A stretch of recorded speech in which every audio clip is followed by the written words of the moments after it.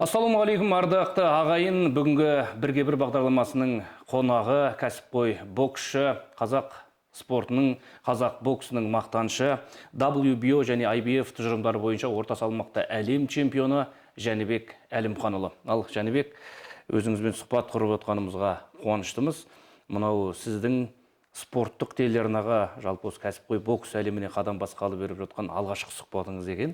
Осы үшін де алғыс білдіреміз. Осы спорт плюс арнасын таңдағаныңызға. Енді міне алда жекпе-жек келе жатыр. Өзіңіз туған жердесіз. Дайындық қалай? Қашан келдіңіздер елге? Жақсы, рахмет. Көптен бері сұхбат үйренбедік. Міне өз сәті түсіп, сіздерге келіп қалдық. Өте қуаныштымыз. Дайындығымыз бәрі, жаттығуымыз, күш жинауымыз бәрі елде жүріп жатыр. Құдай қаласа 5 сәуірде үлкен шоу болады, үлкен жекпе-жек болады. Енді бұл біздің өзімізге осы Қазақстанда көптен бері жекпе-жек өткізу керек деген ойымызда болған. Сол қазір сәті келіп, Құдай қаласа біздің жалпы Қазақстанды әлемге танытуға, көрсетуге, біздің қазір осы карттағы бокс сайындап жатқан қазақ боксшылары әлемге танылсын деген оймен, үмітпен осындай үлкен кеш өтейін деп отыр, Құдай қаласа. Тамаша. Енді дәл осы кәсіпқой бокс кешін біздің елде өткізу идеясын сізге ұсынды ма, әлде бұл сіздің таңдау болды ма? Бұл негізі біздің ойымызда ғана болды бұл.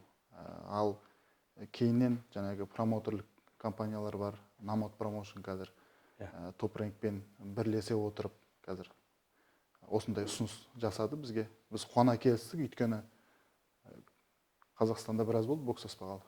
Сол үшін қуана келісіп, өзіміздің елде, өзіміздің жанкүйерлердің алдында, еліміздің алдында жұдырықтасуға жалпы өте қуаныштымыз.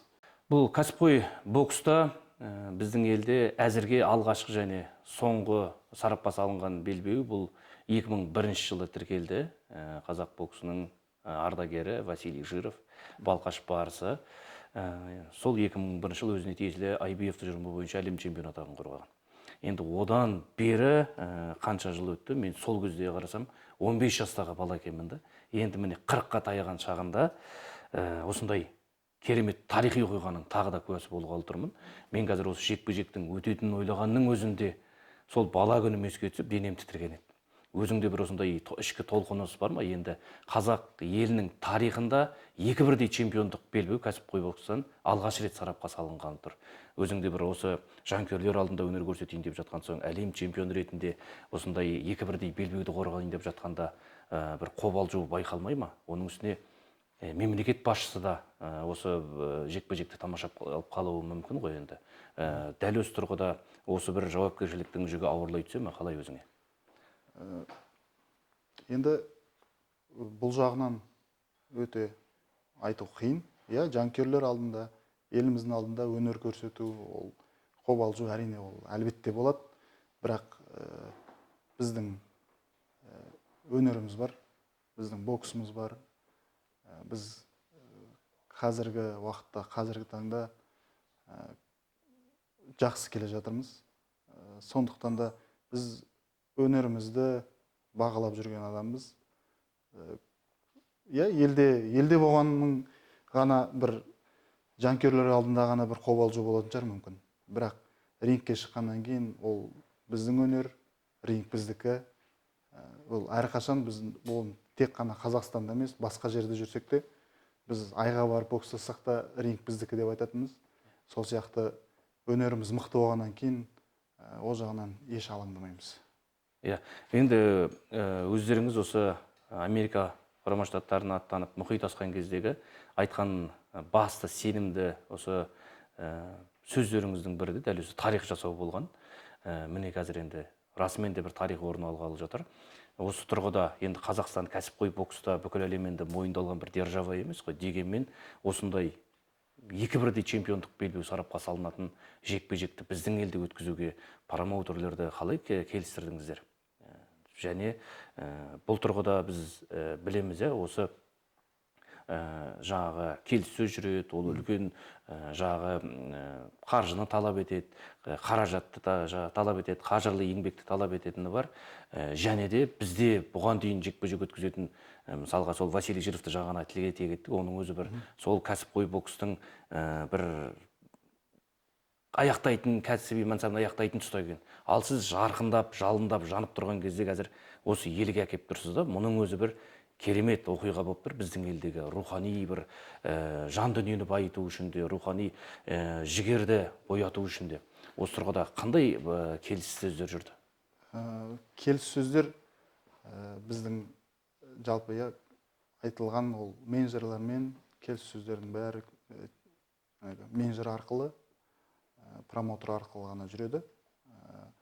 Ал жалпы біздің өзіміздің осылай елде бокс жасайын деп жатқанымыз ол тек қана біздің шетелге барған мақсатымыздың өзі біз қазағымызды әлемге таныту, Қазақстанымызды тарихта қалдыру еді.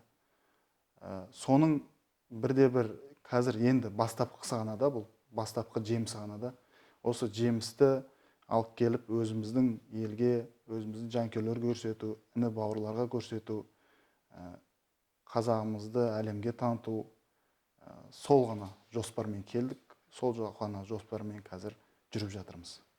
Тамаша. Енді біз білеміз, кәсіпқой бокста жаңағы әлем чемпионы белбеуіне үміткерлердің арасында ол өтпелі жекпе-жек деген бір оңай қарсылас деген болмайды. Сіздің 5 сәуірдегі қарсыласыңыз несімен ерекше, қаншалықты зерттедіңіз? Ол баланы бірден бізге ұсынған кезде келістік. Ол да келісе қалды. Оның алдында бізде шатаспасам бір 4-5 қарсылас ауысты. Енді одан кейін амал қалмады бізде. Біз айттық, бізге жақсыларын беріңдер. Біз әрдайым осылай мықтылармен бокстасу керекпіз деген сияқты. Қазіргі қарсыласымызда осал емес, жеңіліп көрмеген боксшы, қазір әлемдік деңгейде 7-ші орында тұрған боксшы. Әуесқой бокста да жұдырықтасып үлгерген, олимпиаданы көрген дегендей ғой. Енді Құдай қаласа бұл спортшыға, бұл боксшыға біз жан-жақты дайын боламыз. Жан-жақты, сапалы дайын боламыз деп ойлаймын. Сіздер енді мынау ақш-та осы қазақ стайлды танытамыз. Америкада біздің қазақ стайлды қаншалықты танып білді, мойындады бәлкім? Өте жоғары деңгейде жұмыс істеп жатырсыз десек те болады. Өйткені қазіргі енді менің бір білетінім, біздің бір 6-7 жекпе-жекте, ақш-тан кейінгі жекпе-жектерден кейін бізде қызығушылық көбейе бастады шетелде. Содан кейін оны қайдан білеміз десек, Американың Top Rank компаниясы біздің ESPN каналымен жұмыс істеседі. Ол жақта 90 миллион аудитория бар. Сол 90 миллиондық аудиторияда біздің қаралымдарымыз өте жоғары. Шакур Стивенсоннан кейінгі 2-ші орын, 3-ші орындағы жоғары қаралымда тұрған біз. Сол жағынан ойлана келе, көре келе, шетелде де, әлемдік деңгейде де қазақ стайлымызды үлкен тарихқа алып келе жатырмыз деп ойлаймын. Тамаша, енді сіз өзіңіз айтқан болатынсыз, мынау мен барлық чемпиондардың жекпе-жегін қараймын, өзім жекпе-жек өткізуім мүмкін. Өзім сол чемпиондық белбеуден үміткер жекпе-жектердің барлығын қалыс бермеймін дедіңіз. Жақында ғана сіздің болашақ қарсыласыңыз Хамза Ширазбен жаңағы Адамс арасындағы жекпе-жек өтті, WBC тұжырымы бойынша чемпиондық белбеуге таласып. Осы бір жекпе-жекті көрдіңіз ба? Қалай екен қарсыластарыңыз? Әрине, жекпе-жектің барлығын қараймыз, өйткені болашақ қарсыластарымыз. Бізде жоқ белбеудің сол иегерлері сол жақта. Әрдайым бақылап отырамыз, қандай формада жүр, қалай істеп жатыр, қай жағын өсіріп жатыр, қай жағын дамытып жатыр. Одан бөлек жоғары салмақтағыларды да қараймыз. Өйткені біз тек қана бір салмақта ғана қалып қоймай, 2, 3, 4 салмақтың әлем чемпионы деген бір ойымыз бар, үмітіміз бар. Сондықтан да енді Бұл кісілер біз өзіміз спарринг өткізіп көргенбіз ол балалармен. Ешқандай да қиындығы жоқ. Ешқандай да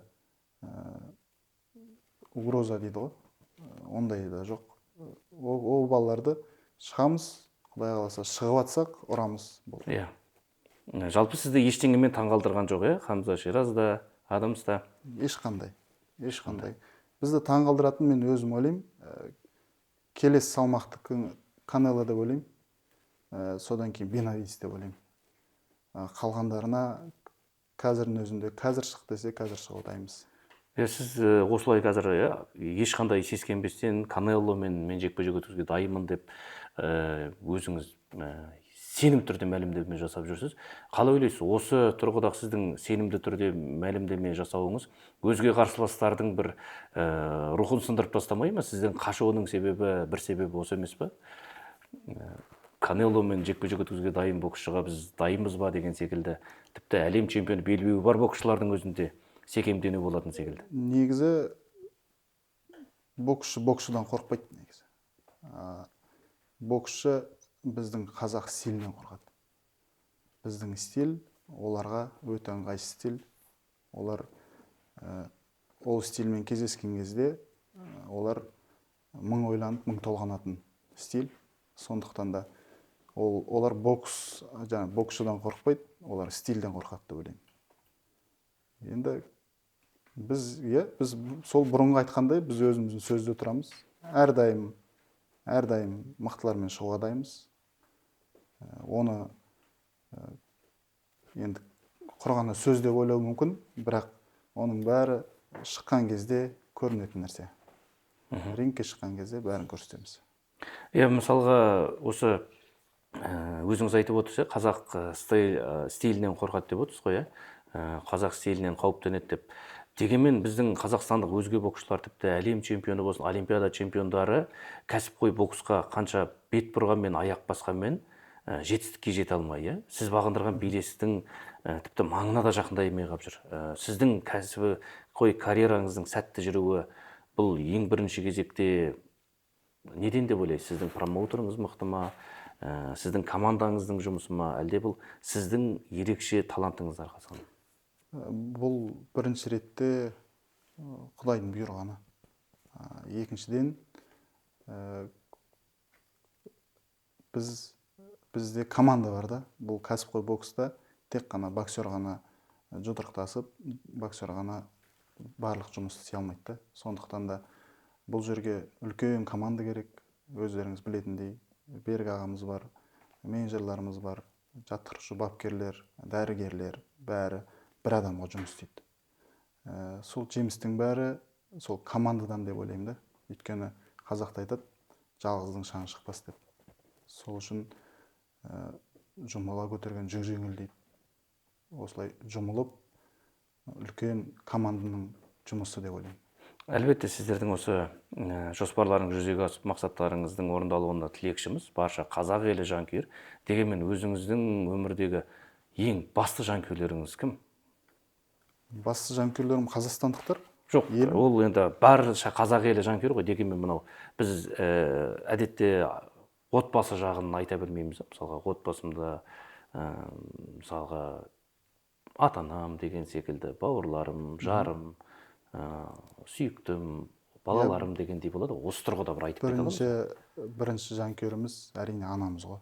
Өйткені кейде әкеміз қарай алмайтын жекпе-жектерді анамыз қарап отырады да, тақымын қысып, былай ұрды. Сол сияқты бірінші жанкүйеріміз анамыз. Одан кейін туысқанымыз әрине демеуші, қолдаушы, әрдайым қасымыздан табылады, әрдайым демеп тұрады, қолдап тұрады. Одан кейін, әрине еліміз неге іштен айтпайсыз дейсіз ғой. Бірақ маған бүкіл қазақстандықтар жанкүйер болып жатыр да. Бүкіл қазақстандық, бүкіл жанкүйерлерім біз жекпе-жекке шыққан кезде тақымын қысып отырады. Сондықтан да бұл жерде бір адамның ғана, екі адамның ғана емес, бүкіл қазақ елінің еңбегі деп ойлаймын. Тамаша. Енді сіз мынау қазақ елінің боксын кәсіпқой осы бокс әлемінде танытып жүрсіз, сол қазақ спортына кәдімгі қалтқысыз еңбек етіп жүрген жандардың бірісіз. Дегенмен әуесқой бокста да көріп тұратын шығарсыз. Біздің қазіргі қазақ еліндегі әуесқой бокстың жағдайын қаншалықты бақылайсыз, не айта аласыз? Соңғы 2 бірдей олимпиадада алтын ала алмауымыз сізге қаншалықты бұл жанға батты дегендей? Иә, әрине енді бұл спорт қой. Шыны керек, бұл жерде бақ шаба ма, бап шаба ма дейді. Бұл жерде еңбек бағалана ма, бағаланбай ма дейді. Бұл спорт. Бұндай түсулер, бұндай көтерілулер әрдайым болып тұрады. Сондықтан енді мен өзім ойлаймын, қазіргі жастар, қазіргі осы әуесқой бокстағы жүргендер, иә, осы олимпиада болмай қалды, бірақ келесі олимпиадаларда міндетті түрде жүлделі орын алады, алтын алады деп ойлаймын. Бұл спорт. Бұл жерде көтерілу де болады, түсу де болады. Бұл алтын болмауы біздің бокстың құлдырауы немесе боксшылардың біліксіздігінен емес, бұл бақ пен баптың қатар шаппауы дейсіз ғой? Иә, әрине. Тамаша. Енді мынау ертең сіздің 5 сәуірдегі жекпе-жегіңізге оралсақ, Астанада өтетін, дәл осы күні шаршы алаңға сізбен қатар, сіздің андеркартыңызда шығатын жігіттер бар. Кәдімгі елге танымал, есіме Сұлтан Зәуірбек Батыр, Батыр Жүкенбаев бар. Тіпті 2 дүркін олимпиада чемпионы, өзбек спортының аңызы Бахадыр Жалолов та өнер көрсетеді деп жатыр. Осы жағында жігіттермен сөйлестіңіз ба? Қаншалықты танисыз? Бұл жігіттермен қаншалықты араласасыз? Сұлтанмен қазір бір лагерде жатырмыз. Ол кісіде бірге дайындалып, бірге жаттығып жатырмыз. Өте жақын. Ол кісілермен біз әуесқой бокстан да жақын араласқанбыз. Енді Батыр ағамыз да көп көріп, қасымызда әрдайым жүрген адамдар. Өте мықты, болашақта әлем чемпионы болады деген қазақ боксшыларынан сол кісілер ғой. Тамаша. Бізде әрбір қазақ боксшының жүрген чемпион болады деген арманымыз бар, үмітіміз бар. Сол секілді ағайынды Сабырхандар, Махмұт пен Төрехан осы күні өнер көрсетеді. Бұл жігіттер негізі әуесқой бокстағы қазақ елінің үміті. Олардың кәсіпқой боксқа аяқ басуы әуесқой бокстағы жетістіктеріне, тәжірибесіне кедергі келтірмей ма? Қазір көп мемлекеттерде кәсіпқой бокс пен әуесқой боксты қатар алып жүретін заман келді де. Өйткені әуесқой бокстың да мынау қазір өзбек боксшылары болсын, біздің өзіміздің қазақ боксшылары болсын, кәсіпқой бокста да боксасып келеді, әуесқой боксқа да боксаса береді. Бұл ешқандай керісінше өсу деп ойлаймын. Өсу, тәжірибе жинау, келесі олимпиадаларға үлкен тәжірибемен барады деген өзім өсу жағын ғана ойлаймын, ол жағынан. Керісінше қазір әуесқой бокста жүріп, мысалға мүмкін кәсіпқой бокста бокстасып келген бала бокстасып қалатын шығар. Ол кезде әуесқой бокспен таңғалдырамайсың оларды. Сол сияқты қазіргі бокста әлемнің боксы сол жағынан өзгеріп жатыр. Ол жағынан біздің де қазақ боксшылары да қалыспау керек деп ойлаймын. Кәсіпқой бокста да, әуесқой бокста да шама келсе шығып тұру керек, тәжірибе жинап тұру керек деп ойлаймын. Тамаша. Енді бізде уақыт өте тығыз болып тұр. Сіздің де уақытыңыз өте тығыз екенін білеміз. Дегенмен міне жекпе-жек алдында, жаттығулардың алдында бізге уақытыңызды қиып сұхбат бергеніңізге алғыс айтамыз. Енді осы тұрғыда 5 сәуірдегі жекпе-жек қарсаңында өзіңіздің жанкүйерлерге айтар лебізіңіз болса. Құдай қаласа, елде өтетін жекпе-жек келіп жанкүйер болыңыздар, әрдайым қолдаңыздар. Бұл жерде тек біз ғана емес, үлкен жарық жұлдыздар, қазақтың жарық жұлдыздары бокстасады.